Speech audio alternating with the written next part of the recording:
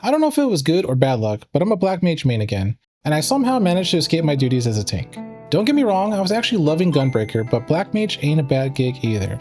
A lot has changed since Endwalker, and the job definitely feels different.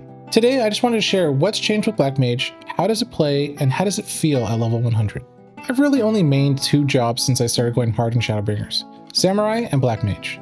I've already covered my thoughts on Samurai in a separate video, so you can check that out in the description if you like. But as for Black Mage, it's one of my favorite jobs of all time. It's probably one of the hardest jobs to master, and at the same time, it's one of the most fun to play. But since Dawntrail, a lot has changed, and it definitely does not feel the same. So let's start with what has changed. Dawntrail came in with its own set of changes, and were pretty crappy in my opinion, and were adjusted in patch 7.05 before the raid tier started. Let's talk about more or less what almost ruined Black Mage's job and how they quickly fixed it. First up, Paradox. Paradox was changed so that it added a stack of Astral Soul, which is fine, but then they took it away from the Ice Phase completely. It made your Ice Phase feel extremely limited and restrictive. If you had an extra Xenoglossy and you wanted to just dump it, or you had a lot of movement, you had to get moving to your Fire Phase quickly, or face losing a ton of damage to either casting Umbral Soul, or you would have to leave your Ice Phase early and cast Fire 3 to move on without maybe getting your Blizzard 4 off first. If you aren't familiar with Black Mage, don't worry if this is confusing, just know that our time to do our rotations was extremely limited and in my opinion, less fun. Luckily, in patch 7.05, Paradox was adjusted again so that it was usable during Ice Phase and more or less worked the same way as it did in Endwalker. I would say it was dumb of them to change it in the first place without really testing it out, but I'm glad enough people probably complained and they fixed it relatively quickly. One of the next big changes was the loss of Sharpcast. Sharpcast used to be an ability that we had that would give us a guaranteed proc to get an instant cast Fire 1 or Thunder type spell. I'm a little on the fence with this one being gone. On one hand, I usually always have a Thunder spell up if I need it, but sometimes if I make a mistake, I can't extend my Fire Phase beyond using a Paradox, and using a Fire 3 will kill your shot at filling up for a Flare Star.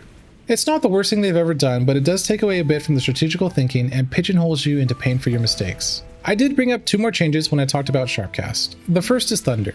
We no longer get extra damage for casting a Thunder spell on a target that already has Thunder on it. Now I believe we just get the initial hit and then a dot damage that follows. We also don't get any random Thunder procs for instant cast. This was most likely a change because of the deletion of Sharpcast. I will say I do miss getting procs on AoE packs and just spamming Thunder. It felt like you were hitting little mini lottos every time you got a free Thunder proc. That's gone now, and instead you just go back to your rotation with no random procs. The other change I mentioned was Flare Star. So every time you cast Fire 4, you fill up your Astral Gauge sum. It takes 6 Fire 4s to fill it, and then you can cast Flare Star. I guess you can think of Flare Star as Despair Part 2. It's not bad, but it does cause a couple things to happen.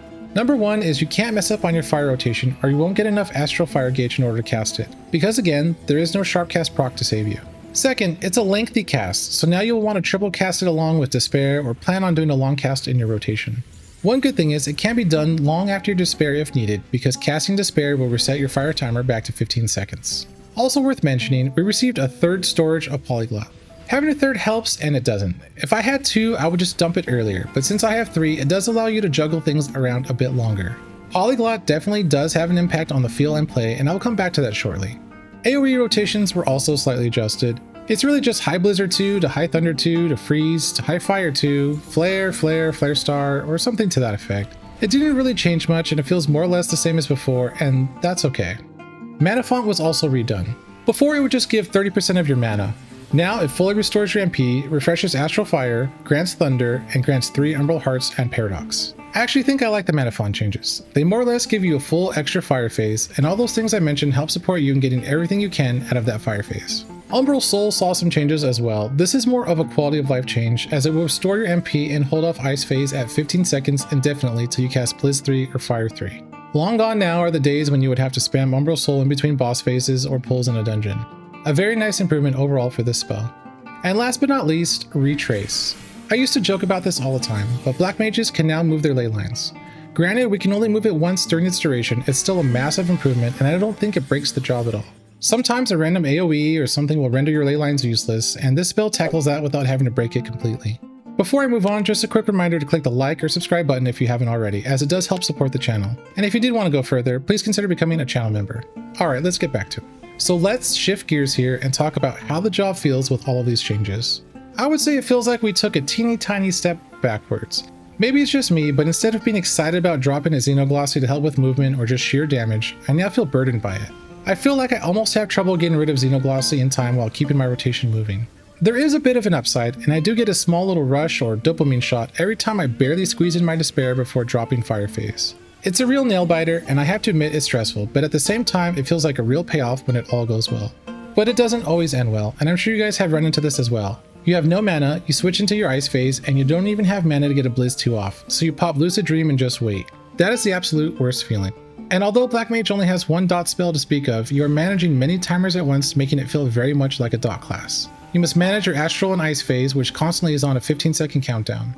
There's also your Fire 3 proc, which is on a 30-second timer, which is triggered by Paradox. Your High Thunder, which actually is a dot, and you also have your Polyglots, which fill once every 30 seconds.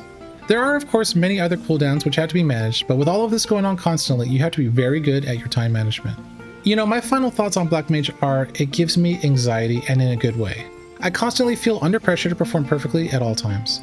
I do wish, however, the damage output of the Black Mage matched the punishment for the less than perfect play. I do hope they maybe adjust something to allow a little more forgiveness for getting a flare start off. But till then, I still love this job, and as far as casters go, this is still my favorite job.